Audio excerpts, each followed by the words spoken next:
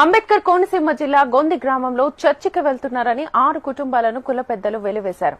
3 నెలలుగా ఆ కుటుంబాల పట్ల చిన్న చూపు చూస్తున్నారు.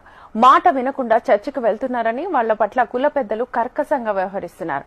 ఆ కుటుంబాలు చర్చికి వెళ్లకూడదని కుల పెద్దలు హెచ్చరించారు. వాళ్లకు ఏ విధమైన సహాయ సహకారాలు అందకూడదని, వాళ్లతో ఎవరూ మాట్లాడకూడదని, వాళ్లతో కలిసి పని చేయకూడదని గ్రామ కుల పెద్దలు ఆంక్షలు విధించారు.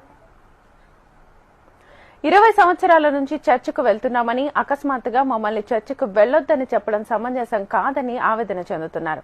మా పట్ల ఆంక్షలు పెట్టి హింసిస్తున్నారని బాధితులు వాపోయారు. పలు రకాలుగా బెదిరింపులకు పాల్పడుతున్నారని, తీవ్ర మనోవేదనతో ఇబ్బందులు పడుతున్నామని బాధితులు చెప్పారు. పలుమార్లు పెద్దల సమక్షంలో సమస్యల్ని పరిష్కరించేందుకు ప్రయత్నించిన కుల పెద్దలు అంగీకరించట్లేదని బాధితులు ఆందోళన చెందుతున్నారు. తమ సమస్యలను పరిష్కరించాలని పోలీసులు, రెవెన్యూ అధికారులను ఆశ్రయించారు. మేమంతా ఎప్పటిలాగే కలిసిమెలిసి ఉండాలని, అందుకు సహకారం అందించాలని కోరుకుంటున్నట్లుగా తెలిపారు. మాకు కొన్ని నెలలు బట్టి చర్చి విషయంలో మాకు తగవలు అవుతున్నాయండి. మా గ్రామస్తులకి మాకును మరియు చర్చి మానేసి మాకు సంఘంలో ఉండమన్నారు.